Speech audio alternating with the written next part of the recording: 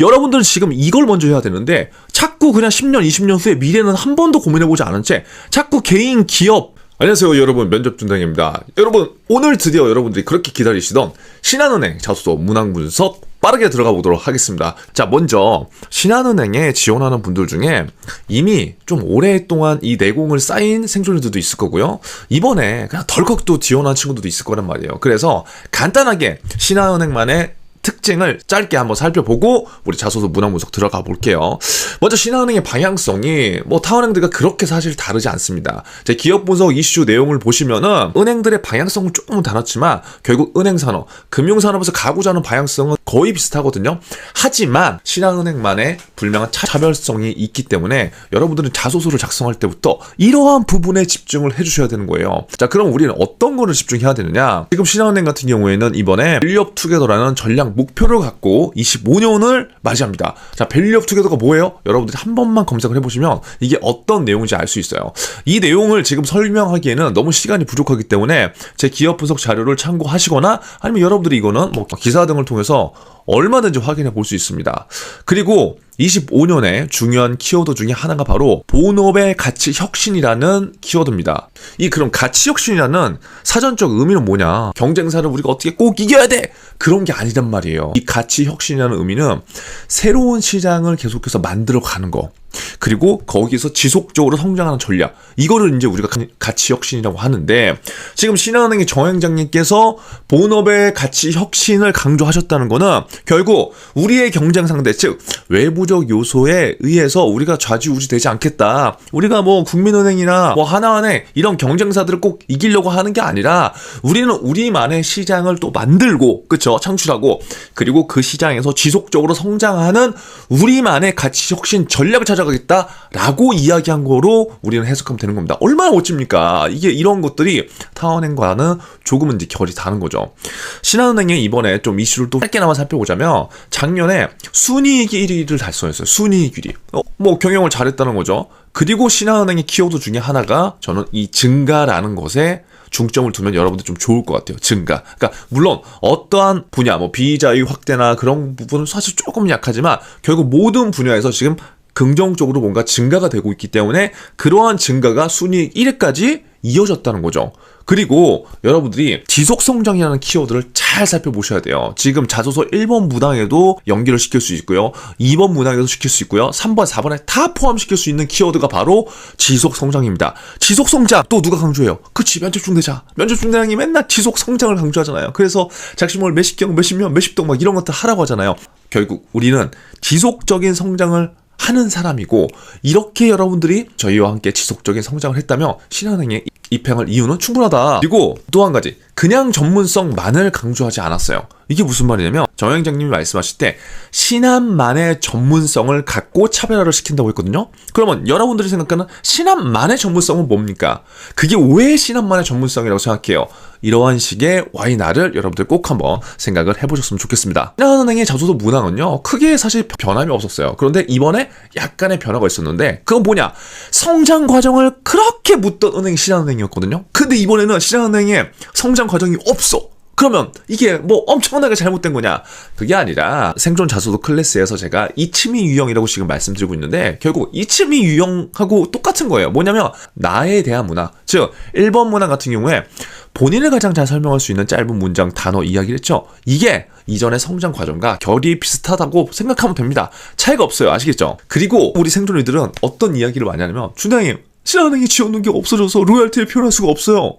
아니야. 로열티를 표현할 수 있는 문항은 3, 4번 문항이 충분히 표현하면 돼. 그런데 그 지원 동기라는 문항이 없어졌다고 해서 로열티를 표현하지 못한다는 그 생각을 우리가 바꿔야 된다는 거죠. 물론 표면적으로는 지원 동기를 물어보는 문항이 없지만 각 문항별로 충분히 로열티를 표현할 수 있기 때문에 그것은 너무 걱정하지 않으셔도 된다. 자, 그럼 지금부터 1번부터 빠르게 한번 핵심만 짚어드릴게요. 자, 1번 문항 읽어봅시다. 본인을 가장 잘 설명할 수 있는 짧은 문장, 단어. 여러분들 이거는 면접에서도 굉장히 많이 나오는 유형입니다. 그래서 여러분들 꼭 비단 신한은행뿐만 아니라 나중에 타 대기업, 타 공기업의 면접을 갔을 때도 내 자신에 대해서 설명을 할 수 있는 단어나 문장을 꼭 기억하는 게 좋아요. 왜냐면 이런 것들이 나중에 1분 자기소개와 연계가 되기 때문에 언어와 비언어를 가장 잘 일치시킬 수 있는 굉장히 중요한 전략이 될 수 있거든요. 그래서 지금부터 이 고민을 저는 해보는 걸 추천드립니다. 이 유형은요, 이침이 유형이에요. 나에 대해서 잘 알아야 돼. 제가 항상 얘기하잖아요. 면접을 잘 보려면 너에 대해서 잘 알아야 된다고. 자꾸 맞추지 말고, 여러분들. 그런데 지금도 소재에 집착하는 우리 생존이들이 분명히 어딘가에 지금 숨어 있습니다. 아, 나를 표현하는 단어가 뭐 마이크로 할까? 나를 표현하는 단어 이 안경으로 할까? 뭐 제가 지금 앞에 있길래 예를 든 거지만, 즉 소재에 집착하는 거는 큰 의미가 없고, 그럼 뭐에 집착해야 돼? 와이나에 집착해야 돼. 내가 예를 들어서 나를 가장 잘 설명할 수 있는 짧은 문장, 뭐 지금 제 옆에 제 다이어리가 있어요. 나라는 사람은 적자생존이라는 키워드로 날 표현할 수 있어. 뭐 지금 금방 생각해 본 거예요. 그럼 왜 그래요? 저만의 이유가 있잖아요. 저는 아무리 바쁜 상황에서도 하루 아침 일과를 시작할 때 이 다이어리를 보면서 일을 하는 중간에도, 그리고 마무리에도 일단 적고 보자는 저만의 생각이 있다. Why? 이 다이어리가 나한테 주는 의미는 어떠한 의미가 있고, 내가 이러한 행위들을 언제부터 이렇게 해왔기 때문에 이렇게 여러분들에 대한 나만의 why 나를 편안하게 이야기하면 된다는 거죠. 그런데 지금 막 소재를 엄청 좋은 것만 찾으려고 하는 친구들은 why가 없어. 그러니까 why가 없는 상태에서 그냥 갑자기 내 경험을 또 나열하니까 어떻게 돼요? 이게 무슨 말이야? 이제 이렇게 되는 거예요. 제가 지금 자소서 한문항 첨삭을 여러분 계속 하고 있거든요.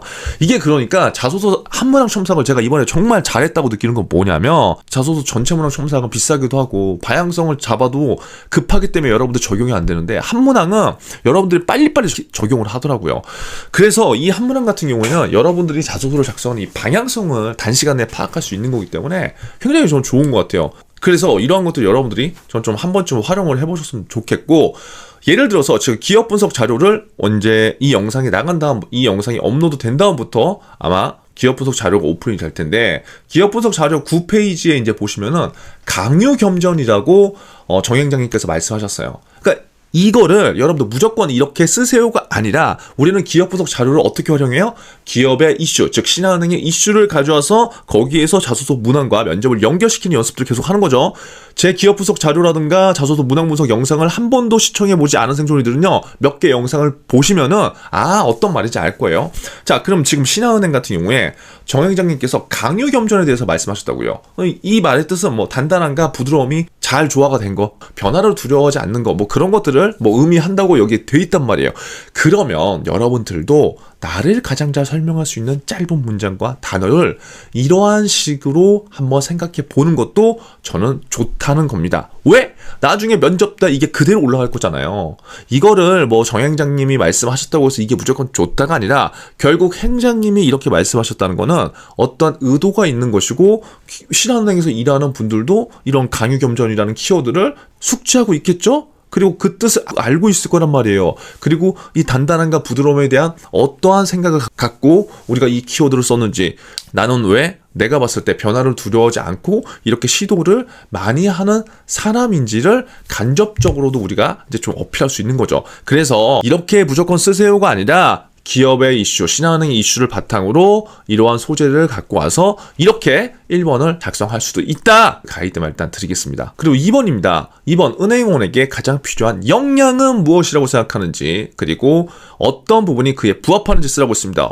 어디에서나 나오는 문항이에요. 그런데 이 또한 여러분들 또 힘들어해요. 왜? 실수를 많이 한다고. 왜냐면 이 또한 소재에 집착해요. 지금 대부분 고민인 게, 금융지식 전문성, 그리고 내 경험을 막 표현하려고 하는데, 이렇게만 하니까 차별화가 안 되는 거예요. 그래서 여러분들도 지금 굉장히 고민이 많을 거예요. 그래서 제가 여러분들한테 추천하는 방식은 역시나 why 나를 통해서 여러분들의 스토리를 전개해봐라. 그럼 와이너를 통해서 어떻게 하느냐. 그냥 여러분들 지금 첫 문장 도입부에 대부분의 친구들은 은행원으로서 가장 필요한 역량은 땡땡입니다. 이렇게 들어가는 경우가 많거든요. 물론 그렇게 작성을 해도 자소서는 합격할 수 있어요. 근데 제가 지금 생존 자소서 클래스에서 여러분들한테 매일 하나의 영상씩, 그리고 우리가 매일 라이브를 통해서 자소서를 지금 업그레이드 시키고 있잖아요. 그때 제가 여러분들한테 알려드리는 법칙 몇 가지가 있죠. 특히 공감의 법칙, 쿠션의 법칙, 이런 거는 굉장히 중요하다. 이게 왜 중요한 거냐면, 물론 이 자소서의 문항에서 묻는 거는 은행원에 가장 필요한 역량인데, 그게 왜 필요한지에 대한 앞에 나에 대한 경험을 바탕으로 공감과 쿠션 법칙을 앞에서 사용한다면 훨씬 더 이야기의 스토리 라인이 읽고 싶게끔 만들어줍니다. 아시겠죠?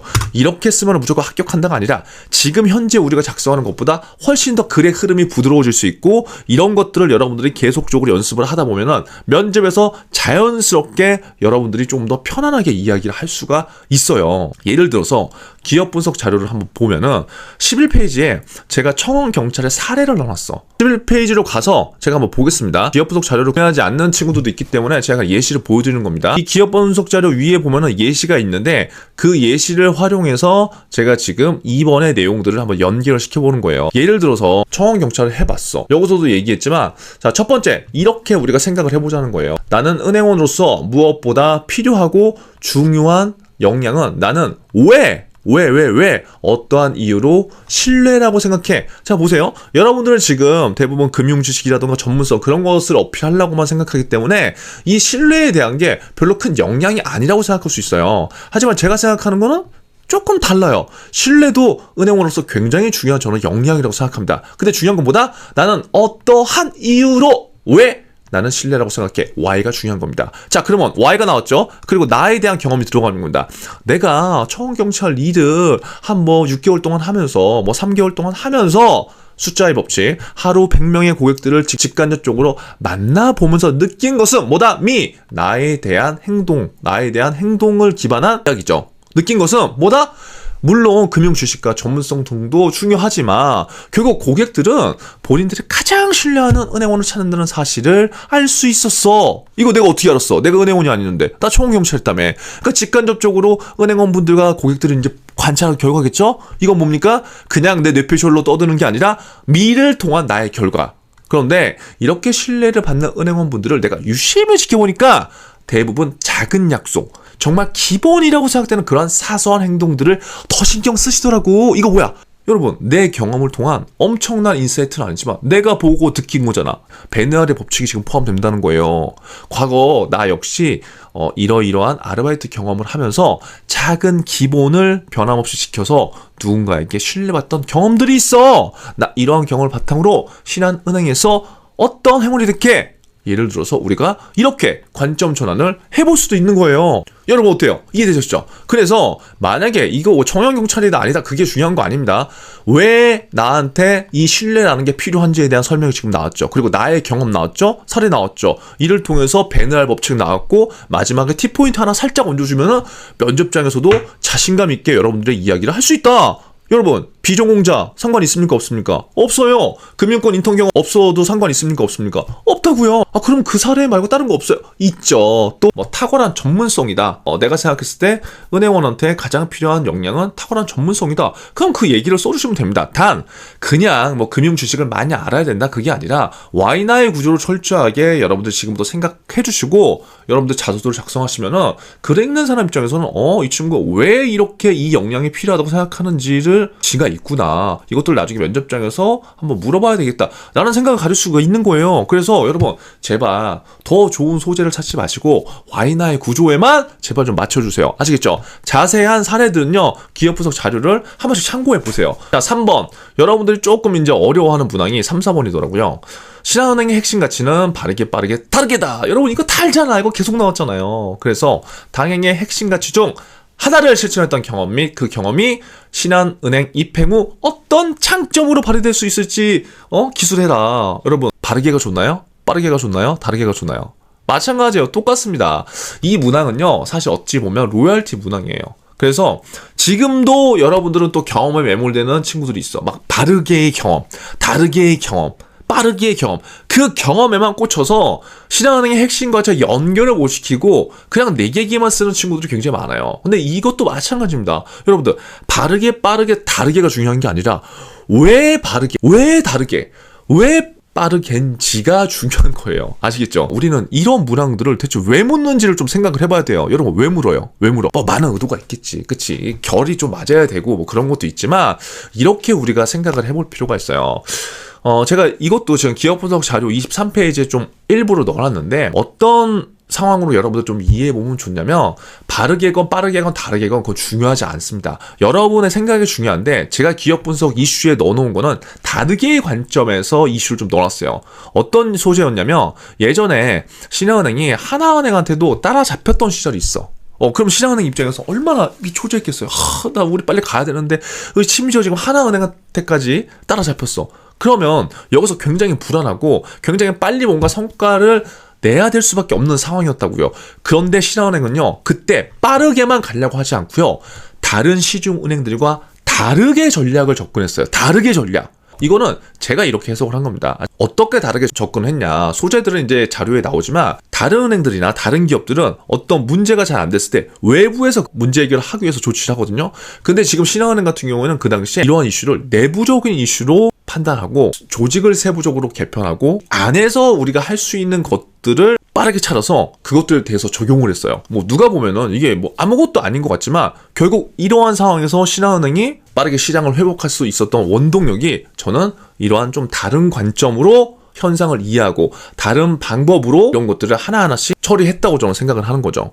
아시겠죠? 그럼 여러분들도 이거를 자소서에서 이걸 이렇게 연결을 하라는 게 아니라 신한은행의 입장에서 바르게 빠르게 다르게가 굉장히 중요한 포인트인데 그 상황이 어떠한 상황인지를 지금 우리가 한번 머릿속으로 생각하고 이 다르게를 적용한다면 조금 더 T포인트와 연결을 시킬 수 있다는 거죠. 결국 이러한 기업의 이슈들을 알게 되면은 나중에 면접 때 지금 제가 얘기한 이러한 소재를 면접장에서 자연스럽게 여러분들이 던질 수 있거든요. 그러면 여러분들의 다르게의 경험과 신한은행의 다르게의 경험을 잘 매칭시켜서 면접관 분들한테 공감을 유도할 수 있는 거죠. 그래서 여러분들 이러한 방법을 한번 꼭 생각해 보시고 이렇게 조금 더 다른 관점으로 조금 더 다른 행동으로 어떤 문제를 해결하고 접근하려고 하는 것들이 신한은행의 지속적인 성장을 만들어 준다고 우리는 해석할 수 있고요. 결국 이렇게 조금 다르게 생각하는 인재들이 더욱 신한은행에 저는 필요하다고 생각하는 거죠. 결국 이런 것들이 여러분 로열티로 표현될 수 있는 거거든요. 그냥 이 문항에서 바르게 빠르게 다르게에만 여러분들이 매몰되지 마시고요.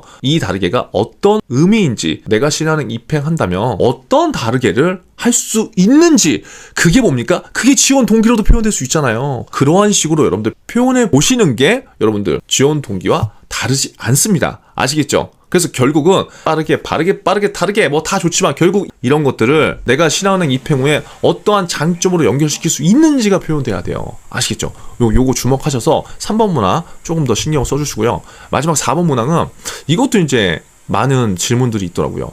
입행 10년 혹은 20년 후에 본인의 모습을 상상해라. 너 어떤 분야의 전문가로 될 거야? 근데 이게 의외로 지금 우리들이 힘들어하는 게 뭐냐면 이게 로열티 문항이잖아요. 로열티 문항. 근데 지금 우리들은 대부분 이분법적으로 이걸 나누더라고. 이거 어떻게 써야 되지? 어떤 분야의 전문가? 나는 개인금융, 뭐 기업금융, WM 이렇게 막 나눠요. 그게 물론 잘못된 건 아니지만 너무 그렇게만 나누면 그 다음이 생각이 나지가 않아요. 그래서 제가 여러분들한테 드리는 꿀팁은 이겁니다. 많은 좀 고민 한번 해보세요. 어떤 분야의 전문가가 좋을까를 선별하려고 하지 마시고 진심으로 한번 고민해보세요. 여러분 앞으로 10년, 앞으로 20년 은행업은 어떻다고 생각하세요? 그때 은행산업에서 뭐가 필요하다고 생각해요? 그러면 그 산업에서 여러분들이 지금 개인금융을 지원했어? 그럼 어떠한 기술을 활용한 개인금융에 도움을 줄 수 있을까요? 만약에 여러분들 지금 기업금융을 지원을 한다고 한다면 10년 뒤에 기업금융은 어떠한 변화가 있을 것 같아요? 그럼 뭐가 필요할 것 같아요? 뭐 예를 들어서 이러한 고민들을 먼저 해보시고 이 문항을 저는 접근했으면 좋겠어요. 3, 4번 문항 같은 경우는 굉장히 로열티 문항이란 말이에요. 이거에 대한 깊이 있는 생각을 하면 할수록 면접장에서 여러분들이 다른 지원자들과 차별화를 시킬 수 있다고. 그래서 제가 T포인트를 그렇게 강조하는 거잖아요. 여러분 면접 전에는요 무조건 T포인트에 대한 생각들을 많이 쌓아놓는 게 중요합니다. 근데 자소서를 작성할 때는 사실 생각하는 게 힘들 수 있어요. 근데 여러분 지금부터 반드시 생각을 해야 됩니다. 그래야지 여러분들이 그런 것들이 쌓여서 면접 때 차별화된 여러분들을 보여줄 수 있어요. 분야는요 여러분 너무나 많아. 그런데 우리는 세 가지만 생각하기 때문에 한 가지 팁을 드리자면 조직도를 먼저 보세요. 아시겠죠? 이렇게 보시면서 뭐 이런 부서는 뭘 하지? 이건 뭐지? 이렇게 해서 여러분들의 생각을 조금 더 확장한다면 어떤 분야의 전문가로 갈 수 있겠다라고 내가 또 생각을 할 수 있단 말이에요. 근데 우리는 지금 너무나 이 개인과 기업과 자산관리 이것만 나누기 때문에 이 세 가지 안에서 나를 꼭 표현해야 된다는 그런 그런 강박이 있거든요. 그렇게 잘 표현해서 합격하는 방법도 있지만 조금 더 상위 키워드를 도출해서 그것들로 여러분들이 합격하는 방법도 있어요. 예를 들어서 기업 분석 자료 19페이지에 보시면 제가 어떤 내용을 써놨냐면 이번에 최고 PB의 상을 받으신 한 PB분의 이야기를 제가 넣어놨어요. 이분이 11년차 PB더라고요. 얼마 안 됐죠. 그런데 이 PB분이 커리어를 밟아온 걸 보니까 다양한 분야에서 경험을 했더라고요. 그럼 여러분들 보세요. 이 자소서를 작성할 때 입행 10년 후에 내가 뭘 할지 모르는 게 여러분들 사실 궁금한 거거든요. 그쵸? 그러면 여러분들이 이러한 내용들을 보면서 이 PB분이 어떤 커리어를 밟아왔지? 처음부터 PB 역할만 하지 않았단 말이에요. 그쵸? 그럼 개인금융도 하고 기업금융도 하고 나중에 지금 10년 뒤에 PB가 됐네?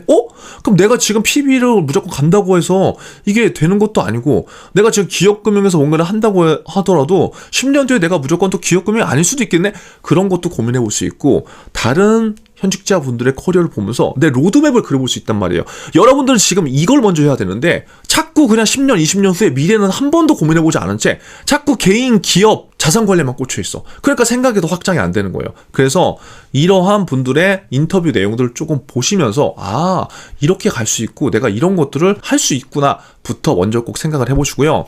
여기에 나온 예시 중에 제가 하나를 전달 드릴게요. 지금 여러분 앞으로 10년, 20년 뒤에는요. AI와 디지털 이 두 가지 키워드는 놓고 갈 수 없습니다. 이건 신한은행도 마찬가지겠죠. 그럼 여러분 이러한 소재를 활용해서 여러분들이 지원하는 지원 분야에 연결을 시켜보세요. 그냥 무조건 나는 그냥 뭐 중소기업 RM이 되겠다. 그거 너무 당연한 거잖아. 그쵸? RM이 너무나 많은데요. 근데 그런 RM이 아니라 AI를 활용해서 어떤 도움을 줄 수 있는 RM이 될 것인가. 내가 기업금융에 지원하지만 내가 보니까 중소기업들이 현재 어떠한 고민을 많이 갖고 있던데 디지털을 어떻게 접목시켜서 이 시장에서 어떠한 것들을 좀 해보고 싶다던가 이렇게 여러분들 조금 쪼개서 여러분들 생각을 해보시면은 이 문항에서 작성할 게 굉장히 많아지고요. 이 문항을 여러분들이 최대한 디테일하게 작성하면 할수록 면접장에서 여러분들이 정말 유리해지기 때문에 이런 문항에 시간 투자를 반드시 과감하게 해주세요. 아시겠죠? 제가 지금까지 빠르게 지금 신한은행 자소서 문항 분석을 해봤는데 기업 분석 자료를 참고하시면 조금 더 가이드가 될 거예요. 아시겠죠? 그래서 그렇게 확인을 해보셔서 자소서와 면접을 잘 준비해 주시고요. 이번에도 마찬가지로 또 드립니다. 작년 24년도 거 기업 분석 자료 고정 댓글 참고하시면 제가 또 발송 드리는데 여러분 이게 뭐 24년도 거 23년도 거 전혀 중요하지 않아요. 솔직히 말씀드리면 이 자료를 어떻게 활용을 하느냐에 따라서 여러분들이 저는 합격한다고 무조건 생각하거든요. 그런데 물론 최신 자료가 최신의 이슈가 반영되어 있기 때문에 조금 더 도움이 되겠죠. 하지만 여러분들 제가 지금 여러분들한테 나눠드리는 기업 분석 자료요 절대 가볍지 않습니다. 그래서 여러분들 충분히 잘 활용해 주시고 꼭 좋은 결과 되시고 저희 스태프한테 알려주세요. 아시겠죠? 여러분들의 진짜 생존을 위해서 저는 다음 영상에서 또 다른 자소서 문항 분석으로 뵙겠습니다. 여러분 오늘도 생존하세요.